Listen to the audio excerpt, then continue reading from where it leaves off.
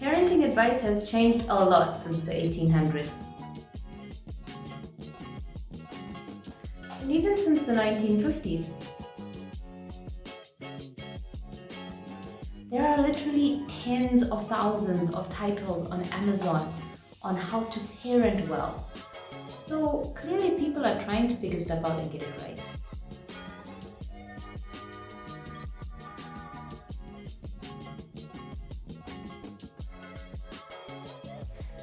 But you know what hasn't changed significantly since the 1800s? Children. We still refer to theories by researchers like Piaget and Vygotsky to look at how kids develop and the different stages they go through.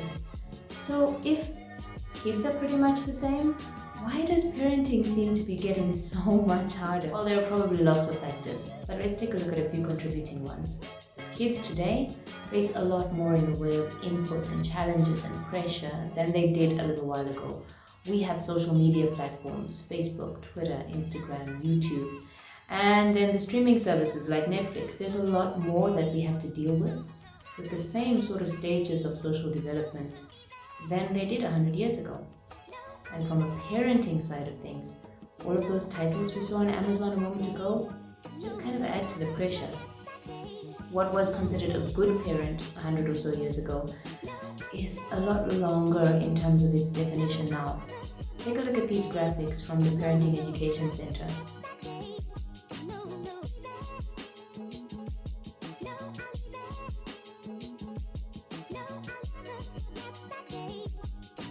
That's a lot of pressure on both sides.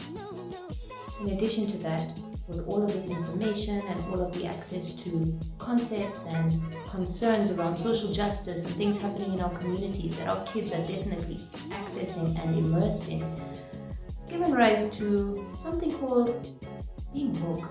What does that mean? No, not that one.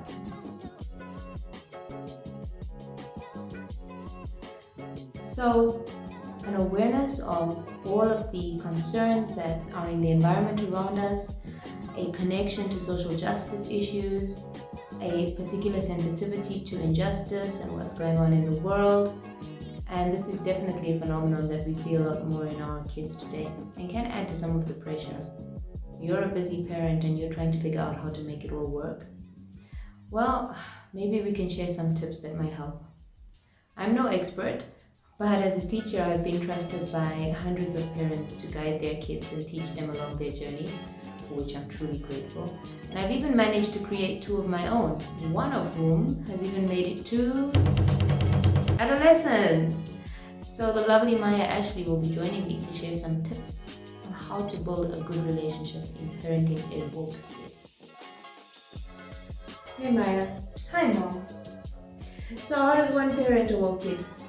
Well, kids want the same thing from a relationship with their parents that anybody would want from any relationship. Okay, can I give it a shot? Open communication? Yes, in any important relationship, it is vital to be open. It can help your kids get the correct information about sometimes taboo topics, but also very important topics. It can help your kids feel safer and closer to you. I completely agree, Maya. Making sure that your kids can talk to you about anything makes it more likely that they will, okay? Next, to be heard, because communication is a little different, right? Yeah. Yes, this is a big one for me. As parents, it's extremely important to listen to what your kids are saying, understand and reflect. Listening is not the same as hearing. I can attest to that, Maya. So if you listen to the small things that your kids tell you, they're more likely to come to you with the bigger ones.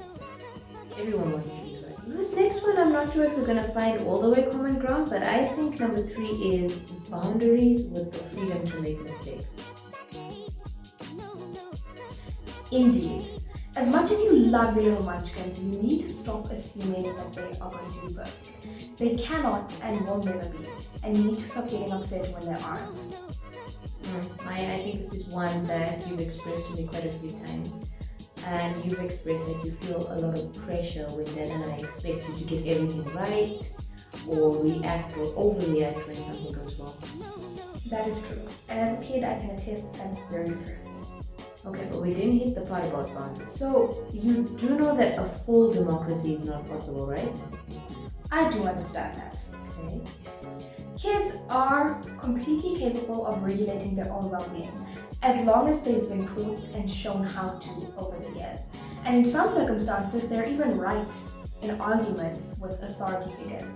But I do understand that in most circumstances, parents know best and they know more about the world and what you should and shouldn't do. Okay, so I'm going to take the final word on that one and say it's really important that you are listening to and hearing your kids and that you're giving them the space to communicate with you. But it's equally important that they have some consistency from the parent figure so they know what to expect.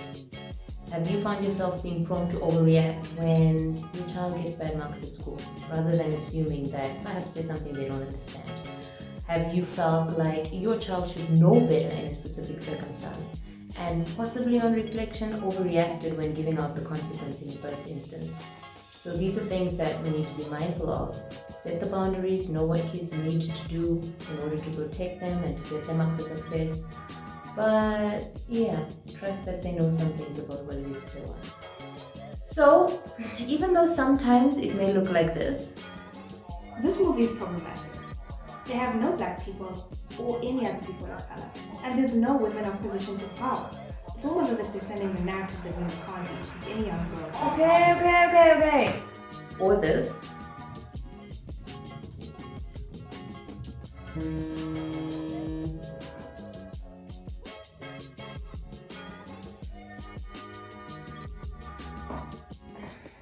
Hello, Mr. Chait, how are you doing?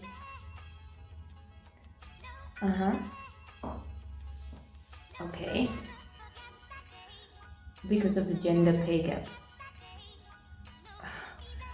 I understand, Mr. Chait. I'll have a conversation with her later. Thank you. And that can be tiring. Definition of feminism is. And I asked her, I'm super not feminist. And she was basically like, I'm not feminist. And I was like, well, why? It's a bit frustrating. Yes, it was. Feminism is some act against men or like some sort of discrimination or reverse sexism against men, even though reverse sexism and reverse discrimination, obviously it does a lot exist. But she shared because clearly it's not working and I just am getting really upset about that. And then I have many other friends like that. I don't know if I have to pick them up from the more or from the post office or if they're gonna like arrive.